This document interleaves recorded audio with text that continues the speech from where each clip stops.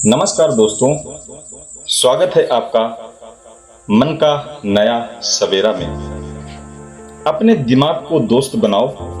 Anxiety, panic और brain fog से छुटकारा पाने की सबसे बेहतरीन तकनीकें।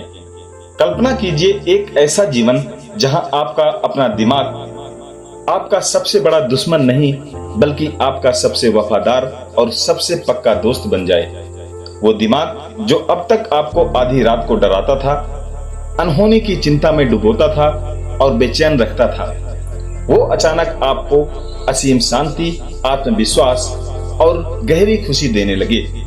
यह कोई कोरा सपना नहीं है, यह पूरी तरह संभव है। आज की यह श्रृंखला किसी विशेष साधारण ज्ञान पर नहीं बल्कि मानव मनोवैज्ञानिक के बहुत गहरे वैज्ञानिक अनुभवों की केस स्टडीज और मेंटल हेल्थ जर्नी के सबसे प्रामाणिक निचोड़ से तैयार की गई है। अगले कुछ मिनटों में आपके हाथ में अपनी मानसिक आजादी का एक ऐसा रोड मैप होगा जो आपके सोचने और जीने का तरीका हमेशा के लिए बदल देगा। तो चलिए एक शांत मुद्रा में बैठ जाइए, अपनी रीढ़ की हड्डी को सीधा कीजिए और इस आंतरिक यात्रा की शुरुआत करते हैं। भाग 1 की बात करते हैं, अलार्म सिस्टम। समझो कि तुम्हारा दिमाग क्या कर रहा है। दोस्तों, मानसिक शांति की पहली सीढ़ी है रियलिटी चेक। जब तक हम बीमारी को पहचानेंगे नहीं तब तक समाधान तक कैसे पहुंचेंगे। मनोविज्ञान का एक शाश्वत नियम याद रखिए, जब भी कोई नकारात्मक भावना, घबराहट या पैनिक आपके भीतर आता है तो तुरंत रुकिए और खुद से एक वैज्ञानिक की तरह पूछिए, क्या यह कोई वास्तविक खतरा है? क्या यह वास्तव में खतरा है या महज एक फॉल्स अलार्म है? हमारा यह जो इंसानी दिमाग है ना, यह सदियों पुरानी आदतों और पैटर्न्स का गुलाम है। कई बार अतीत के किसी पुराने डर या चोट के कारण यह बिना किसी बात के ही खतरे का सायरन बजाने लगता है। अचानक दिल की धड़कन का बढ़ जाना, छाती में एक अजीब सा दबाव महसूस होना या अचानक किसी अनजाने डर का हावी हो जाना, यह कुछ और नहीं बल्कि हमारे न्यूरोलॉजिकल सिस्टम का ब्रेन शिट है। यह वास्तविक खतरा नहीं है, यह सिर्फ अपने मस्तिष्क का एक पुराना जंग लगा हुआ प्रोग्राम है जो गलती से एक्टिव हो गया है। इसका अचूक समाधान क्या है? जब भी आपको लगे कि आप स्टक इन अलार्म मोड में आ गए हैं, यानी आपका दिमाग उसी घबराहट के चक्रव्यूह में फंस गया है, तो तुरंत कमांड दीजिए, कम बैक, यानी कि वापस लौट आओ। ग्राउंडिंग टेक्निक का इस्तेमाल कीजिए। अपने आसपास की 4 चीजों को देखिए, 4 चीजों को छुइए, 3 आवाजों को सुनिए, 2 चीजों को सूंघिए और एक चीज का स्वाद लीजिए। अपनी सांसों की गति पर ध्यान टिका दीजिए। पूरी ताकत से इस वर्तमान पल में आ जाइए। एक स्वर्णिम सूत्र याद रखिए, notice your thoughts but don't interact with them. अपने विचारों को आते जाते देखिए लेकिन उनके साथ कुश्ती मत लड़िए। विचार आएंगे और चले जाएंगे, जैसे आसमान में काले बादल आते हैं और गुजर जाते हैं। आपको उन विचारों का संग्रह नहीं करना है, उन्हें पकड़कर नहीं बैठना है। और याद रखिए, केवल सोचने से, ओवर थिंकिंग करने से कभी कोई जंग नहीं जीती गई। समाधान हमेशा कर्म में छुपा होता है।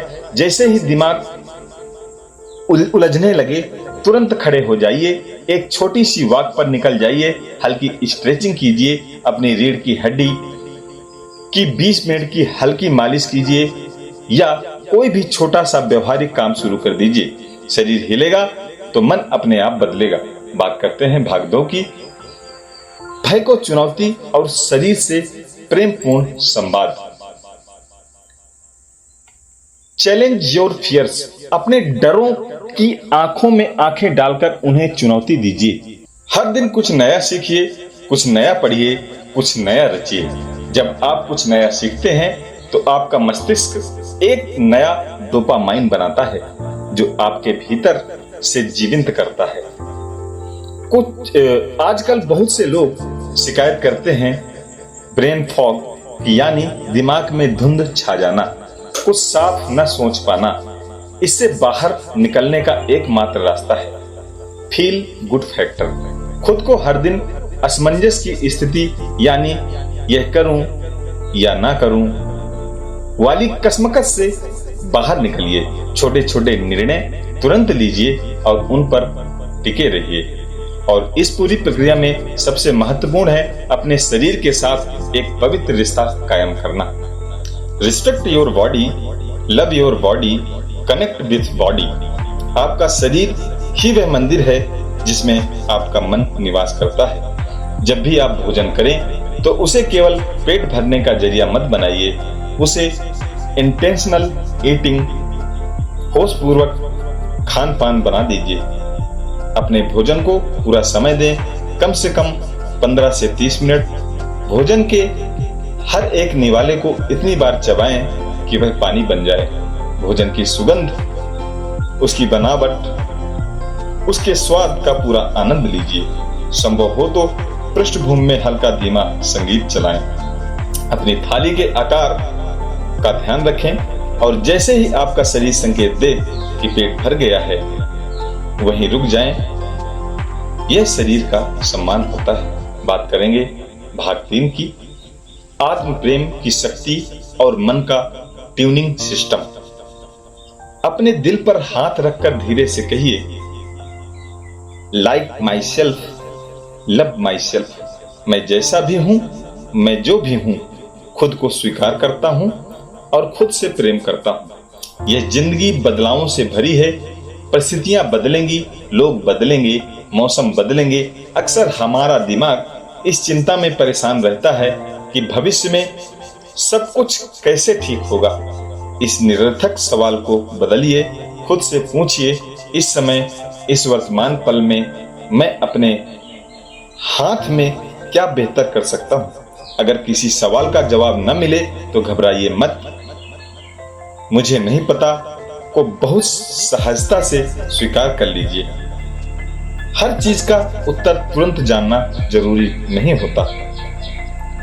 पहले स्थिति को स्वीकार करें, खुद की हिम्मत को सराहें और फिर शांत दिमाग से नए रास्ते तलाशें। याद रखिए, आपका यह मन कोई कमजोर चीज नहीं है। यह ब्रह्मांड का सबसे बड़ा माइंड पावर हाउस है। इसमें असीमित ऊर्जा है। अपने मन की इस असीमित शक्ति को महसूस कीजिए। इसे किसी वाद्य यंत्र की तरह ट्यून कीजिए। जैसे एक गिटार या सितार के तारों को कसकर या ढीला करके मधुर संगीत निकाला जाता है, वैसे ही अपने मन को भी ट्यून कीजिए। इसके लिए हैंड पेन या यूकेलेले जैसे बेहद शांत और आध्यात्मिक वाद्य ध्वनियों को सुनिए, जो आपके मस्तिष्क की तरंगों को सीधे अल्फा स्टेट यानी गहरे ध्यान की अवस्था में ले जाते हैं। बात करेंगे भाग 4 की, आंतरिक सुरक्षा का अभेद्य किला। चिंता और पैनिक तब आते हैं जब हमारा सिस्टम खुद को असुरक्षित महसूस करता है। इसलिए अपने जीवन में सेफ्टी फ्यूज, सुरक्षा के संकेत स्थापित कीजिए। जब भी घबराहट बढ़े, अपने पास कोई सॉफ्ट टॉय या आरामदायक तकिया रखें। अपने कमरे में एक सेफ स्पेस बनाएं जहां बैठकर आपको सुकून मिलता हो। वहीं 5, 4, 3, 2, 1 ग्राउंडिंग तकनीकी अपनाएं। अगर आप आस्तिक हैं तो हनुमान चालीसा का पाठ या कोई भी ऐसा मंत्र जो आपके भीतर सोए हुए विश्वास को जगा दे, उसका उच्चारण करें। शिव बाबा के साथ या उस परम चेतना के साथ कुछ पल बैठकर ध्यान मेडिटेशन करें। अपनी बंद आंखों के पीछे खुद से पूरे विश्वास के साथ कहें, आई ट्रस्ट माई सेल्फ। मुझे खुद पर पूरा भरोसा है। अपने अतीत के उस हिस्से को याद करें जब आप बेहद खुश, साहसी और ऊर्जावान थे, और खुद को याद दिलाएं, सिर्फ अभी के लिए जियो, लिव फॉर नाउ। इस रणनीति को हम कहते हैं पेपर स्प्रे स्ट्रेटेजी। जैसे कोई लड़की आत्मरक्षा के लिए पेपर स्प्रे साथ रखती है, वैसे ही जब भी पैनिक या चिंता का हमला हो तो ये सेफ्टी एक्शंस मंत्र ग्राउंडिंग ब्रीदिंग। ये आपका पेपर स्प्रे है, इन्हें तुरंत इस्तेमाल कीजिए और पैनिक को परास्त कर दीजिए। बात करेंगे भाग 5 की, खुशियों के रसायन के बारे में। नेचुरल डोपामाइन सेरोटोनिन बूस्टर के बारे में। दोस्तों, हमारा मूड हमारे शरीर में बहने वाले रसायनों हार्मोन्स का खेल है। हम इन्हें प्राकृतिक रूप से बढ़ा सकते हैं। नेचुरल डोपामाइन रोज अपने लिए बहुत छोटे छोटे व्यवहारिक गोल्स तय कीजिए। जब वो गोल्स पूरे हों तो अपनी छोटी सी प्रगति को भी पूरी शान से सेलिब्रेट कीजिए। खुद की पीठ थपथपाइए। बात करेंगे सेरोटोनिन, जिसे कहते हैं मूड स्टेबलाइजर। हगिंग, अपने प्रियजनों को, माता पिता को या खुद को गले लगाइए। लविंग सनलाइट, सुबह की गुनगुनी धूप में कुछ वक्त बिताएं, यह सीधे आपके अवसाद को सोख लेती है। जेन्युइन लॉफ्टर, खुलकर हंसिए, कोई कॉमेडी शो देखिए, बच्चों की तरह खिलखिलाइए। बॉडी पोस्चर, जब भी उदासी घेरे सीधे बैठिए, अपने कंधों को पीछे खींचिए और एक विजेता की तरह कॉन्फिडेंट पोज बनाइए। शरीर का यह पोस्चर दिमाग को तुरंत संदेश भेजता है कि सब कुछ ठीक है। इस पूरी अवस्था को कहते हैं वीकेंड फ्रीडम।